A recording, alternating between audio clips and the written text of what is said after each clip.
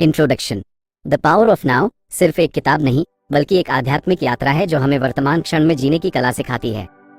इस पुस्तक के लेखक एखार्ट टोल का मानना है कि हमारा मन ही हमारे दुख और समस्याओं का मूल कारण है। ये पुस्तक हमें ये समझने में मदद करती है कि हम अतीत की यादों और भविष्य की चिंताओं में उलझे रहने के कारण अपने जीवन के सबसे महत्वपूर्ण क्षण अभी नाउ को खो देते हैं। एखार्ट टोल ने अपने व्यक्तिगत अनुभवों और आध्यात्मिक जागरूकता स्पिरिचुअल अवेकनिंग के माध्यम से यह बताया है कि सच्ची शांति और खुशी केवल वर्तमान में जीने से मिलती है। जब हम अपने मन को शांत करना और अपने विचारों को नियंत्रित करना सीखते हैं तभी हमें वास्तविक आनंद की अनुभूति होती है। इस पुस्तक में हमें सिखाया जाता है कि अतीत और भविष्य केवल हमारे मन के विचार हैं, असली जीवन केवल अभी है। दुख और पीड़ा से मुक्त होने के लिए हमें अपने अहंकार ईगो से ऊपर उठना होगा। हर परिस्थिति को बिना विरोध किए स्वीकार करना ही सच्ची मुक्ति है। अध्याय 1। आप अपने मन नहीं हैं, you are not your mind. अधिकतर लोग अपने विचारों में इतने उलझे रहते हैं कि वे ये भूल जाते हैं कि हम हमारे विचार नहीं हैं। मन हमेशा कुछ न कुछ सोचता रहता है, या तो अतीत की यादों में उलझा रहता है या फिर भविष्य की चिंता में डूबा रहता है। लेकिन यह अध्याय हमें सिखाता है कि वास्तविक जीवन केवल अभी में घटित होता है। यदि हम अपने विचारों को मात्र एक बाहरी दर्शक की तरह देखना सीख जाएं, तो हमें एहसास होगा कि हम उनसे अलग हैं। मुख्य विचार हमारे नियंत्रण में होने चाहिए, न कि हम उनके गुलाम बने। अब में जीना सीखना ही सच्ची शांति की कुंजी है। अध्याय 2। चेतना, दर्द से बाहर निकलने का रास्ता, consciousness the way out of pain. क्या आपने कभी सोचा है कि जब कोई दुखद घटना बीत जाती है तो भी वह हमें लंबे समय तक परेशान क्यों करती रहती है? इसका कारण हमारा पेन बॉडी है, जो हमारे अंदर पुराने भावनात्मक घावों की ऊर्जा संचित करता है। जब भी हम अतीत की बुरी यादों को दोहराते हैं तो ये पेन बॉडी सक्रिय हो जाता है और हमें बार बार कष्ट देता है। इस अध्याय में बताया गया है कि हम केवल अब में रहकर ही इस दर्द से बाहर निकल सकते हैं। जब हम अपनी चेतना को जागरूक करते हैं और वर्तमान में रहते हैं तो हमारा पुराना दर्द धीरे धीरे समाप्त होने लगता है। मुख्य विचार, अतीत की यादों को छोड़कर वर्तमान में रहना सीखें। हमारा दर्द उतना वास्तविक नहीं जितना हम सोचते हैं, ये सिर्फ हमारे विचारों की उपज है। अध्याय 3। अब में गहराई से जाना, moving deeply into the now. अधिकतर लोग सोचते हैं कि जीवन भविष्य में बेहतर होगा, लेकिन ये केवल एक भ्रम है। सच्चा आनंद और शांति केवल अब में ही संभव है। यदि आप इस क्षण को पूरी तरह से जीते हैं तो आपको एक अलग ही ऊर्जा का अनुभव होगा। इस अध्याय में बताया गया है कि वर्तमान ही एकमात्र सच है। अतीत सिर्फ एक स्मृति है और भविष्य केवल एक कल्पना। लेकिन हमारा दिमाग हमें यह समझाने की कोशिश करता है कि भविष्य में कुछ खास मिलेगा। इस गलतफहमी से बाहर आना ही आत्मज्ञान की ओर पहला कदम है। मुख्य विचार, अतीत और भविष्य में रहने की बजाय अभी में जीना सीखें। जब हम पूरी तरह से वर्तमान में होते हैं तो जीवन में आनंद और शांति आती है। अध्याय 4। अब से बचने के लिए मन की रणनीतियां, mind strategies for avoiding the now. हमारा मन एक चालाक खिलाड़ी है। ये हमें अतीत की यादों और भविष्य की चिंताओं में उलझाए रखता है ताकि हम अब में न जी सकें। इस अध्याय में बताया गया है कि हमारा मन हमें व्यस्त रखने के लिए तरह तरह की चालें चलता है। ये हमें विश्वास दिलाता है कि यदि हम भविष्य की चिंता करेंगे तो हम सुरक्षित रहेंगे। लेकिन ये केवल एक भ्रम है। जब हम इसे समझ जाते हैं तो हम अपने मन के जाल से बाहर आ सकते हैं।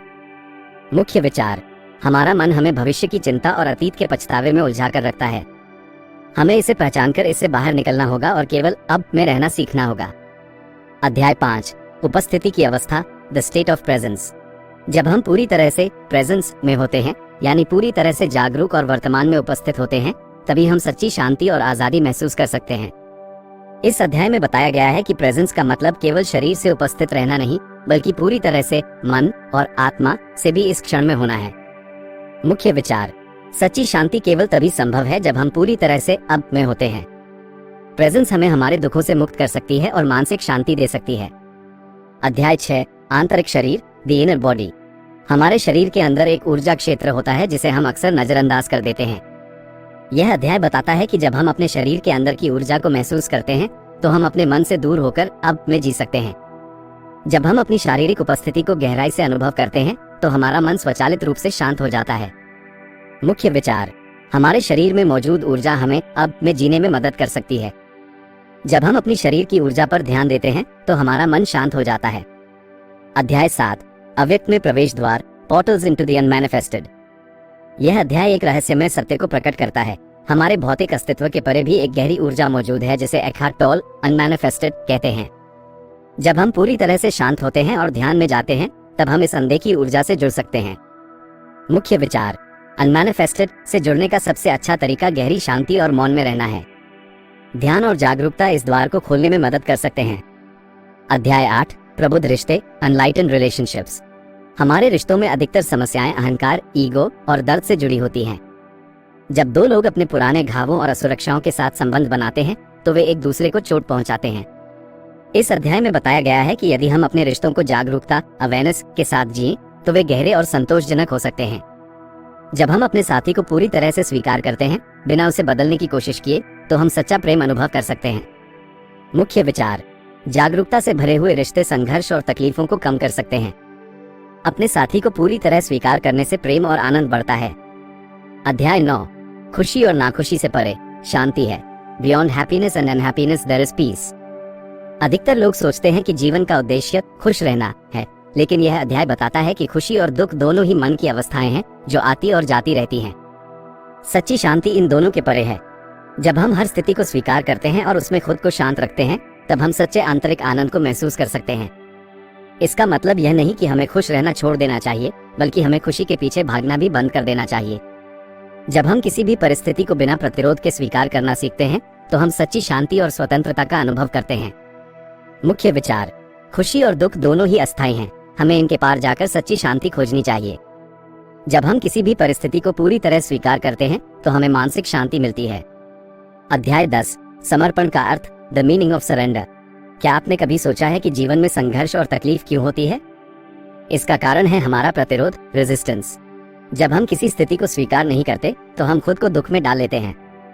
यह अध्याय बताता है कि सच्ची शांति तब मिलती है जब हम समर्पण करना सीखते हैं। समर्पण का मतलब हार मानना नहीं है, बल्कि यह समझना है कि कुछ चीजें हमारे नियंत्रण में नहीं होती और हमें उन्हें स्वीकृति के साथ अपनाना चाहिए। जब हम किसी भी स्थिति का बिना प्रतिरोध के स्वागत करते हैं तो हम उसमें अपनी शांति बनाए रख सकते हैं। मुख्य विचार: संघर्ष और दुख का कारण हमारा प्रतिरोध है। जो चीजें हमारे नियंत्रण में नहीं हैं, उन्हें स्वीकार करना ही सच्चा समर्पण है। अध्याय 11, क्रिया में अब की शक्ति, the power of now in action. अब तक हमने जाना कि अब में रहना कितना महत्वपूर्ण है, लेकिन इस सिद्धांत को अपने जीवन में कैसे लागू करें?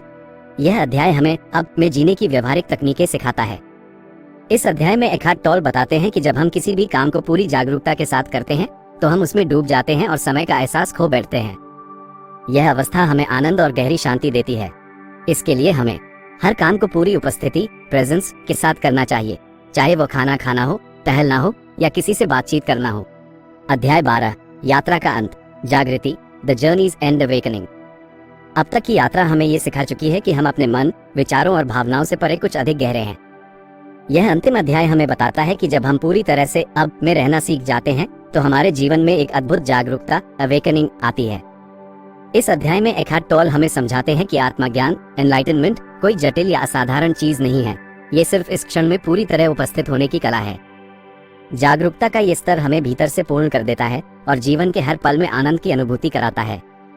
मुख्य विचार: आत्मज्ञान कोई रहस्यमय चीज नहीं, बल्कि अब में पूरी तरह से जीने की अवस्था है। जब हम पूरी तरह से जागरूक होते हैं तो जीवन में संघर्ष और पीड़ा समाप्त हो जाती है। निष्कर्ष, conclusion, the power of now हमें ये सिखाता है कि हमारा सच्चा जीवन केवल वर्तमान में ही मौजूद है। जब हम अपने विचारों से खुद को अलग करना सीखते हैं तब हम अपनी असली चेतना को पहचान पाते हैं।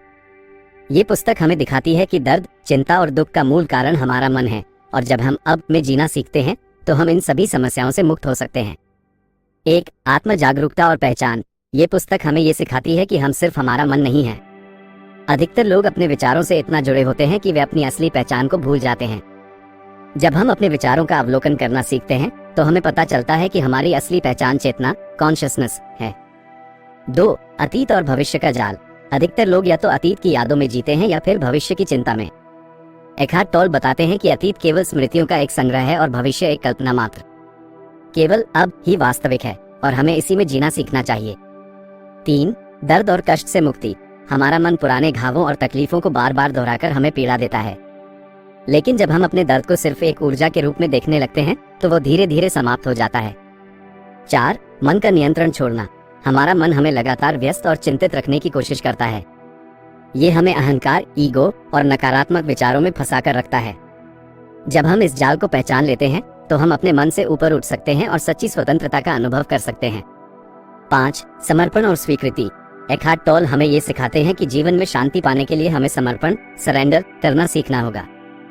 समर्पण का अर्थ हार मानना नहीं, बल्कि जीवन को जैसा है वैसा ही स्वीकार करना है। जब हम हर परिस्थिति को स्वीकार कर लेते हैं तो हम सच्चे आनंद और शांति का अनुभव करते हैं। 6. वर्तमान में जीने की शक्ति। जब हम हर पल को पूरी तरह से जीते हैं तो हम जीवन में एक गहरा संतोष और आनंद महसूस करते हैं। एखार्ट टोल बताते हैं कि जब हम पूरी तरह से अब में होते हैं तब समय का अस्तित्व समाप्त हो जाता है और हम जीवन की गहराइयों को महसूस कर पाते हैं। 7. रिश्तों में जागरूकता। हमारे रिश्ते तभी बेहतर हो सकते हैं जब हम अपने अहंकार से मुक्त हो जाएं। जब हम अपने साथी को बिना शर्त स्वीकार करते हैं तब हम सच्चे प्रेम का अनुभव कर सकते हैं। 8. आध्यात्मिकता और आत्मज्ञान। अंततः ये पुस्तक हमें सिखाती है कि आध्यात्मिकता का अर्थ किसी बाहरी चीज को खोजना नहीं, बल्कि अपनी आंतरिक चेतना को पहचानना है। आत्मज्ञान कोई लक्ष्य नहीं, बल्कि एक अवस्था है जिसमें हम बिना किसी बाधा के जीना सीखते हैं। निष्कर्ष के अंतिम शब्द। द पावर ऑफ नाउ केवल एक किताब नहीं, बल्कि एक आध्यात्मिक मार्गदर्शक है। यह हमें दिखाती है कि सच्ची खुशी, शांति और संतोष केवल वर्तमान में जीने से आता है। यदि हम इस ज्ञान को अपने जीवन में लागू करें तो हम अपने भीतर और बाहर के संघर्षों से मुक्त हो सकते हैं।